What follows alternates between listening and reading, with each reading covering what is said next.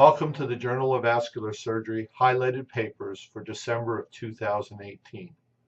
The first paper, Different Perioperative Antiplatelet Therapies for Patients Treated with Carotid Endarterectomy in Routine Practice by Zimmerman and colleagues from Germany, addresses the optimal perioperative antiplatelet therapy regimen for carotid surgery.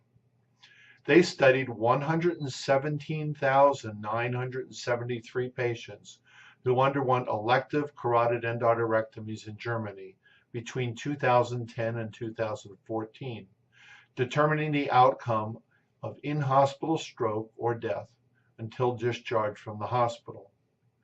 Single-agent therapy with aspirin was used as a reference. Patients were predominantly male with a mean age of 71.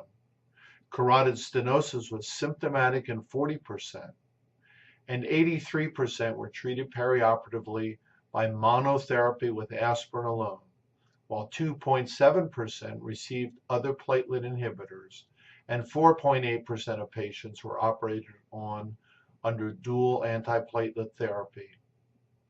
The primary outcome of stroke or death occurred in 1.8% of all patients. No perioperative antiplatelet therapy resulted in a significantly higher risk rate of 1.21 compared with the group receiving monotherapy. In contrast, dual antiplatelet therapy was associated with a lower risk of 0.67 for death alone, but a significantly higher risk ratio for bleeding requiring reoperation. The next paper, Outcomes After Elective Abdominal Aortic Aneurysm Repair in Obese versus Non-Obese Patients, by Lockham and colleagues from Baltimore, examined the impact of obesity on outcomes of elective open and endovascular repair of abdominal aortic aneurysms. They used the VQI database from 2003 to 2017 to assess the outcomes of patients with a BMI greater than 30. 33,000 patients underwent elective open aneurysm repair, with 72% non-obese and 28% obese. For endovascular repair, 69% were not obese and 31% were obese. Regardless of the approach, obese patients had slightly longer operative times and greater blood loss, but there was no significant difference in mortality between the groups.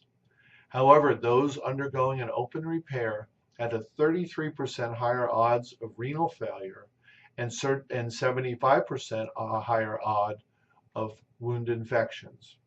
With EVAR, or endovascular repair, there was no association between obesity and any major complications.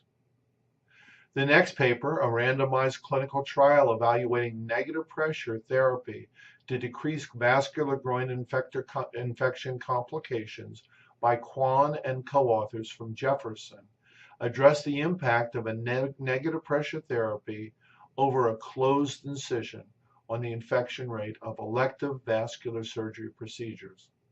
This was a randomized prospective single institution study of 119 femoral incisions, closed primarily after aortofemoral and femoropopliteal bypass procedures. Incisions were categorized as high risk for wound complications based on a body mass index of greater than 30, a PANIS, a reoperation procedure using a prosthetic graft, poor nutrition, immunosuppression, or a hemoglobin A1C reflecting diabetes with poor control of greater than 8. After randomization to standard gauze dressing or negative pressure therapy, wound complication rate, length of stay, reoperation, readmission, and variable hospital costs were determined. In low-risk controls, the major wound complication rate was 4.8%, resulting in a 3.8-day length of stay, 4.8% risk of reoperation, and 4.8% risk of readmission, as well as a $17,599 average variable cost. For high-risk controls, there was a significant increase in major wound complications to 25%, as well as an increase in length of stay, reoperation, readmission, and cost. Negative pressure therapy significantly reduced major wound complications to 8.5%, as well as reoperation and readmission, but not length of stay. The average variable cost was reduced, yielding an average savings of $6,000 per patient. This study suggested that negative pressure therapy significantly reduces major wound complications, reoperations, and readmissions for patients at high risk for wound complications. Furthermore, this therapy may lead to a reduction in hospital costs. The final paper highlighted this month favorable impact of thoracic endovascular aortic repair on survival of patients with acute uncomplicated type B aortic dissection by Iannuzzi and authors from Boston and New York. Assess the long-term survival after acute aortic dissection, comparing medical therapy, open repair, and TEVAR. They used the California Office of Statewide Hospital Planning Development database from 2000 to 2010 for adult patients with acute type B aortic dissection. Patients with non-emergent admission, type A dissection, trauma, bowel ischemia, lower extremity ischemia, acidosis, or shock were excluded.